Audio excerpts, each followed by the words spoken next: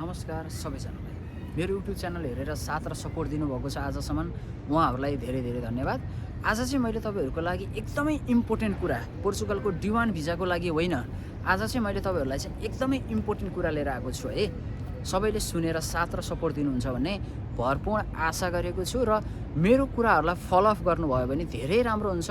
पोर्चुगल आइसकेपछि, पोर्चुगल आउँदाखेरि तपाईँहरूले भाषा सिक्ने कि नसिक्ने, यदि भाषा नसिकी आउनुभयो भने तपाईँहरूलाई चाहिँ के घाटा हुन्छ त भनेर आज तपाईँहरूलाई चाहिँ मैले जानकारी गराएको छु। भाषा एकदमै इम्पोर्टेन्ट हुन्छ। तपाईँ वर्किङमा आउनुहोस् अथवा तपाईँ कुनै घुम्नको लागि आउनुहोस् हैन, त्यसको लागि चाहिँ तपाईँहरूलाई पोर्चुगलमा भाषा एकदमै इम्पोर्टेन्ट हुन्छ।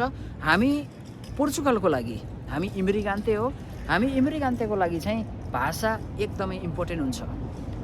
हामीलाई पोर्चुगल आइसकेपछि तपाईँ एग्रिकल्चरमा काम गर्नुहोस् अथवा रेस्टुरेन्टमा काम गर्नुहोस्, तपाईँ जहाँ काम गरे पनि तपाईँहरूलाई चाहिँ भाषा आएन, तपाईँहरूलाई भाषाको प्रब्लम भयो भने धेरै नै हामीले नोक्सान बिहोर्नुपर्छ। के नोक्सान बिहोर्नुपर्छ भन्दा, एक नम्बरमा स्यालेरी भनेको जस्तो पाइँदैन। तपाईँहरूले काम गर्ने हावर्स, कति घन्टा काम गर्ने, 8 घन्टा भनेर काम गर्नुभएको छ, 12-15 घन्टा हामीलाई काममा लगाउँदा पनि हामीलाई घाटै भइरहन्छ। र तपाईँहरूले चाहिँ बस्ने रुमदेखि खानादेखि लिएर सबै कुराको प्रब्लम हामीलाई भाषाले गर्छ। त्यसैले पोर्चुगल एप्लाई गर्नुभन्दा पहिला भाषाको सिप लिनुहोस्, भाषा क्लास लिनुहोस्। त्यसपछि यो तपाईँहरूले चाहिँ के को लागि तपाईँहरू चाहिँ आउनुहुन्छ, तपाईँ एग्रिकल्चरकै लागि आए पनि तपाईँहरूले सिप सिकेर आउनुभयो भने भोलि एग्रिकल्चरको काम गर्न नसक्दाखेरि तपाईँहरूले चाहिँ अर्को काम गर्न सकिन्छ।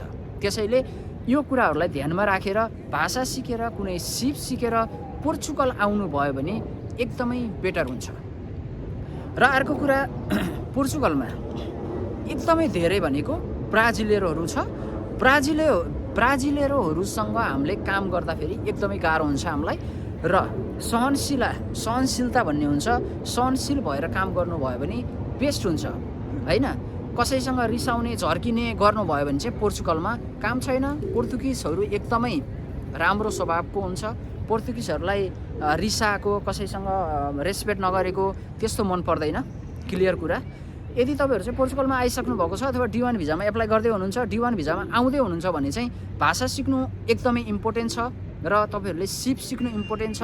र सिप चाहिँ के को लागि, के सिक्ने सिप र कहाँबाट सिक्ने भन्दाखेरि, सिप सिक्ने क्लासहरू धेरै छ, भाषा सिकाउने इन्स्टिच्युटहरू धेरै छ नेपालमा हैन।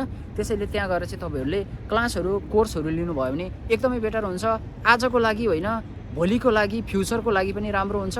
इफ तपाईँलाई चाहिँ भाषा आउँदैन, पोर्चुगल आउनुभएको छ, भाषा आउँदैन भने तपाईँ जहाँ जानुहोस्, तपाईँ हस्पिटलदेखि तपाईँको कलेजदेखि भोलि बच्चाहरू लिएर आउँदाखेरि, फ्यामिली हुनुहुन्छ, आफ्नो वाइफ लिएर आउँदाखेरि भाषा आउँदैन भने कहाँ गएर के बोल्नुहुन्छ। त्यसैले हामी इमिग्रान्ते हो पोर्चुगलमा, इमिग्रान्तेलाई धेरै हेप्छ पोर्चुगलमा। इफ भाषा आएन भने, इफ तपाईँहरूलाई काम जान्नुभएको छैन, तपाईँ रिसाउनु भयो, इफ तपाईँलाई चाहिँ एकदमै गाह्रो हुन्छ भाषाले गर्दाखेरि।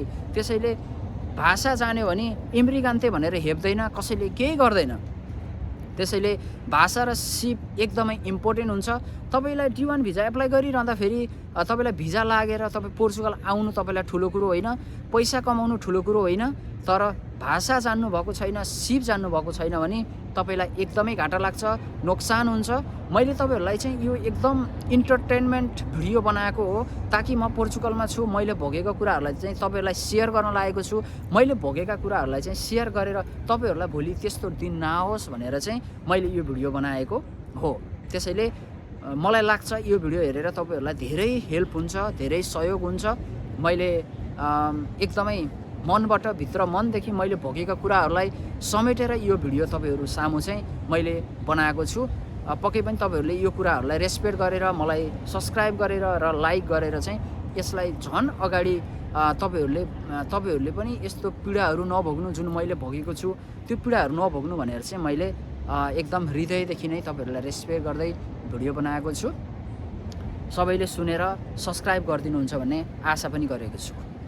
र पन्त ब्लग 4696 तपाईँहरूले हेरिरहँदाखेरि केही कमी कमजोरी छन्, मैले D1 भिजाको एप्लाई गरिरहँदाखेरि केही कमी कमजोरी छन् होला, सायद D1 भिजामा केही कमी कमजोरी छ, त्यस्तो छ भने चाहिँ मलाई कमेन्ट गर्नु होला र मैले सबैजनाको रिप्लाई गर्न पाएको छैन। त्यसैले मैले भन्छु कि मैले जति पनि मान्छेको एप्लाई गरेको छु, जति पनि साथीहरूको तपाईँहरूको साथीहरूको चाहिँ एप्लाई गरेको छु, उहाँहरू पक्कै पनि सिप सिकेर भाषा सिकेर आउनुभयो भने बेटर हुन्छ। त्यति सिक्नुभयो भने चाहिँ तपाईँहरूको लाइफ बन्छ। तपाईँहरूलाई कसैले हेप्न पाउँदैन, चेप्न पाउँदैन। इफ तपाईँहरूलाई भाषा आउँदैन, ओला जस्ता भन्ने एउटा मजाकमा चाहिँ उडाइदिनु भयो भने पक्कै पनि तपाईँहरू जस्तो कम्पनीमा आए पनि तपाईँले जति नै कमाए पनि त्यो कमाएको र तपाईँहरूले चाहिँ त्यो कम्पनीमा आएको कुनै पनि फाइदा छैन। त्यसैले भाषा सिक्ने क्लासहरू धेरै छ काठमाडौँमा, त्यहाँबाट सिक्नु होला। इफ तपाईँहरूलाई सहयोग चाहियो, भाषा सिक्ने क्लासहरू चाहियो, तपाईँलाई सिप सिक्ने ठाउँहरू चाहियो भने चाहिँ सम्पर्क राख्नु होला इनबक्समा। म तपाईँहरूलाई नम्बर दिन्छु, त्यहीँ गएर चाहिँ तपाईँहरूले चाहिँ सजिलै आफ्नो भाषा त्यसपछि आफ्नो सिप सिक्न सक्नुहुन्छ। र पोर्चुगलमा चाहिँ के सिप आवश्यकता पर्छ भन्दा तपाईँलाई अब लेडिज हुनुहुन्छ भने पार्लर, त्यसपछि जेन्ट्स कटिङ, सुसीहरू, सेफ जुन किचनमा काम गर्ने सेफ, वेटर, फ्याक्ट्रीमा काम गर्दाखेरि स्क्राबरहरू, त्यो जुन डोजरहरू चलाउने, गाडीहरू चलाउने लाइसेन्स छ भने त्यो पनि एकदमै काम गर्छ तपाईँहरूलाई। त्यस्तै कुराहरू चाहिँ सिकेर आउनुभयो भने पोर्चुगलमा बेटर हुन्छ। त्यसैले बेस्ट विशेष सबैजनालाई, जसले D1 भिजा एप्लाई गर्नुभएको छ, मबाट गर्नुभएको छ र अरू साथीहरूबाट सरहरूबाट गर्नुभएको छ भने नि उहाँहरूलाई बेस्ट अफ लक, बेस्ट विशेष।